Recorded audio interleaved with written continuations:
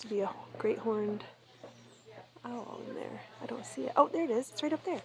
Well, I don't know if I'll be able to see it with the. Oh yeah. I don't think. Yeah, they're not. We're not gonna be able to see it. Yeah, he's pretty big. But we are at the Peace River Animal. Peace River Nature Center or something like that. Oh, that's cute.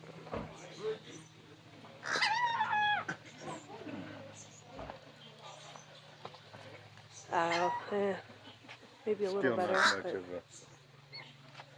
Oh, that's neat. Oh, he's eating. Look. Osprey. Look, did you see? It's got a fish. Yeah, that's definitely what I've seen in Tennessee. They come down in the water and got that fish out of the little pigeon river there. He's eating. Yeah, I didn't think his tail was all white, but it is. It's just his wing feathers come down and was covered with his tail. It's a hawk. Oh, no. What kind of animal is this? It's a hawk. Red shoulder? Well, if I can find it.